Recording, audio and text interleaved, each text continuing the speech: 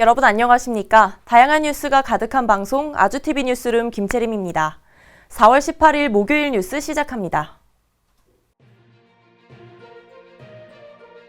윤석열 대통령이 홍준표 대구시장과 만찬 회동을 가졌습니다.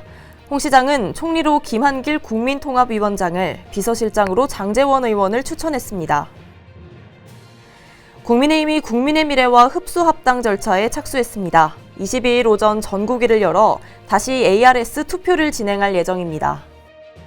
더불어민주당 홍익표 원내대표가 정부는 추경 편성에 적극적인 의지를 보여야 한다고 말했습니다.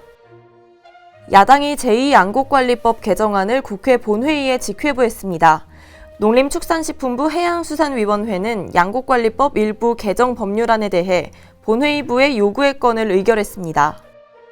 중앙선거관리위원회가 22대 총선 선거비용과 정치자금 관련 법 위반 행위 집중조사에 착수했습니다.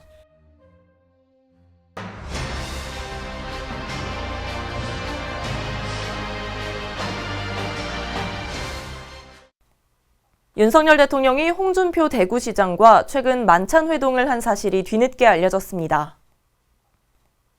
윤석열 대통령은 지난 16일 서울 모처에서 홍 시장과 저녁 식사를 하며 향후 국정기조와 인선 방향에 대해 논의했습니다. 4.10 총선 패배 이후 국정운영 방식의 변화와 참모진과 내각 인적 쇄신, 대통령실 조직 개편 등을 고심 중인 것으로 알려졌습니다.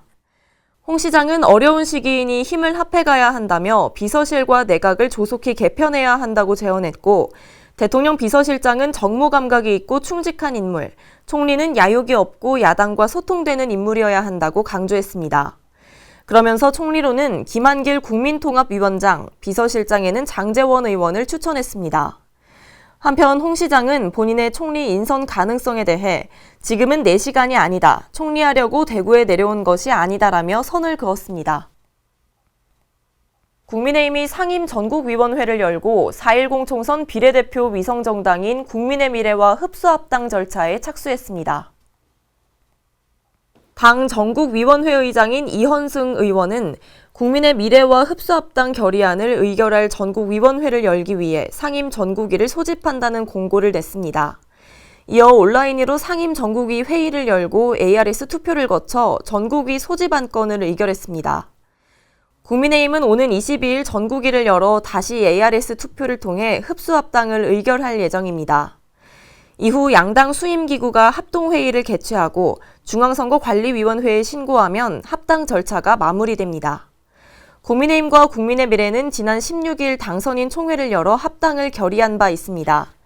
한편 22대 총선의 여당 소속 당선인은 국민의힘 지역구 90명에 국민의 미래 비례대표 18명을 합친 108명입니다. 더불어민주당 홍익표 원내대표가 정부는 국회와 함께 지혜를 모아 추경 편성에 적극적인 의지를 보였으면 좋겠다고 밝혔습니다. 홍 원내대표는 국회에서 열린 정책조정회의에서 적극적인 재정 확대 정책을 통해 경제를 살리면 정부가 강조하는 재정 건전성도 좋아질 수 있다고 말했습니다. 그러면서 고물가 장기화로 서민과 중산층의 생활 부담과 취약계층의 어려움이 가중되고 있다고 밝혔습니다. 또 지금이 바로 정부가 가장 필요한 때인데 윤석열 정부는 보이지 않는다고 지적했습니다. 홍 원내대표는 정부의 경제 재정 정책의 전환이 필요하다며 낡은 낙수 효과에만 매달리지 말고 경제 정책에 적극성을 갖고 임해야 할 때라고 주장했습니다. 특히 여야가 함께 머리를 맞대고 민생 안정을 시키고 경제를 살리라는 것이 이번 4월 총선의 민심이라며 이를 위해 여야는 시급하게 추경 편성에 함께 지혜를 모으고 협력해야 한다고 거듭 강조했습니다. 더불어민주당 등의 야당이 제2양곡관리법 개정안을 국회 본회의에 직회부했습니다.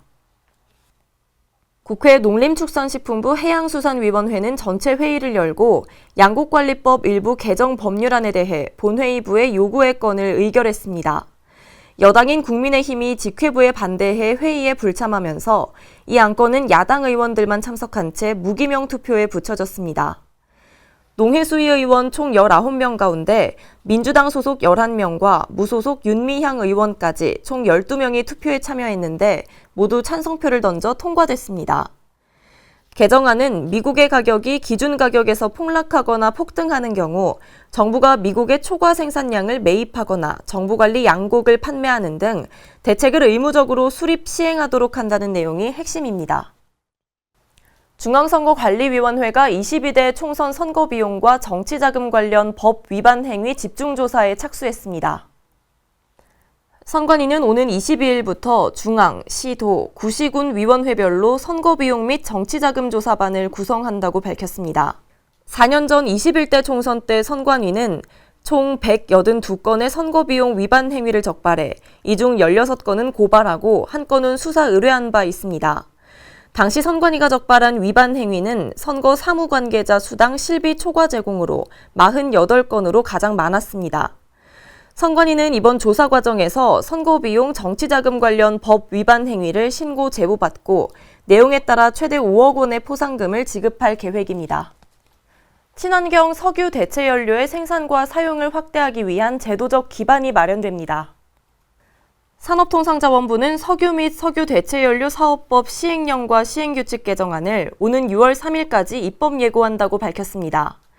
지난 2월 석유사업법 개정 후속 조치로 오는 8월 법 시행에 맞춰 하위 법령을 정비하려고 하는 겁니다. 개정 시행령과 시행규칙은 석유 대체 연료의 종류를 원료 특성에 따라 구분해 명시하도록 했고 원료의 사용 내역은 한국석유관리원에 보고하도록 했습니다. 산업부 관계자는 입법 예고 기간 제시된 의견과 관계부처 협의 등을 거쳐 개정안을 확정하고 민간의 투자 촉진을 위한 다양한 지원책도 함께 마련해 나가겠다고 밝혔습니다. 지난해 사상 최대를 기록했던 임금 체불이 올해 들어 무려 40%나 급증한 것으로 나타났습니다. 정부는 임금 체불과 관련해 악의적이거나 상습적인 체불 사업주에 대한 구속 수사 등 엄정 대응하겠다는 방침입니다. 이와 함께 임금 지급에 우선순위를 두지 않는 사업주들의 인식이 변해야 한다는 입장인데 고용노동부에 따르면 올해 1분기 체불된 임금은 5,718억 원으로 집계됐습니다. 올해 1분기 임금 체불 증가율은 지난해 증가율보다 더 높은 40.3%에 달해 우려를 키우고 있습니다. 이에 노동부는 다른 선진국에서는 사업체가 어려워지면 임금을 최우선으로 변제하는데 우리나라에서는 원자재를 구매하거나 기계 설비를 마련하고 마지막으로 임금을 고려한다며 사업주들이 임금 지급을 최우선으로 두는 인식을 가질 것을 촉구했습니다. 정부가 임대차 3법 중 하나인 전월세 신고제 계도 기간을 1년 더 연장하고 최대 100만 원인 과태료도 20만 원으로 낮추기로 했습니다. 국토교통부가 주택임대차 신고제의 계도 기간을 올해 6월 1일부터 내년 5월 31일까지 추가 연장한다고 밝혔습니다. 전월세 신고제는 보증금이 6천만 원을 넘거나 월세가 30만 원을 초과하는 경우 계약일로부터 30일 이내에 임대인과 임차인이 계약 내용을 지방자치단체에 신고하도록 의무화한 제도입니다. 국토부는 이번 연장을 과태료 부과에 앞서 자발적 신고 여건을 조성하고 과태료 수준도 완화하기 위한 조치라고 밝혔습니다. 이어서 날씨 전해드립니다. 오늘도 전국이 북서쪽에서 날아오는 황사의 영향을 받겠습니다. 미세먼지 농도는 대부분 지방에서 나쁨 단계, 특히 강원 영동과 충북, 영남 지방은 매우 나쁨 수준으로 높을 것으로 보입니다. 기상청은 내일은 황사가 점차 약해지면서 남동쪽으로 이동하겠다고 예보했습니다. 이에 따라 내일 중부와 호남 지방은 미세먼지 농도가 보통 수준으로 낮아지겠고 제주도와 영남 지방은 나쁨 수준이 될 것으로 예상됩니다. 오늘은 전국 대부분 지방이 맑겠지만 강원 산지와 경북 북동 산지에는 한때 소나기가 조금 오는 곳이 있겠습니다. 내일은 전국이 맑다가 밤부터 점차 구름이 많아지겠습니다. 내일 아침 기온은 전국이 7도에서 15도로 오늘보다 조금 높겠습니다. 낮 기온은 서울이 25도 등 전국이 19도에서 28도로 오늘과 비슷하거나 조금 높겠습니다. 바다의 물결은 모든 해상에서 0.5에서 2m로 비교적 낮게 일겠지만 서해상에는 짙은 안개가 끼는 곳이 있겠습니다. 날씨였습니다. 오늘 준비된 뉴스는 여기까지입니다. 목요일 아주TV 뉴스룸 마칩니다. 저희는 내일 저녁 6시에 다시 찾아뵙겠습니다. 시청해주신 여러분 고맙습니다.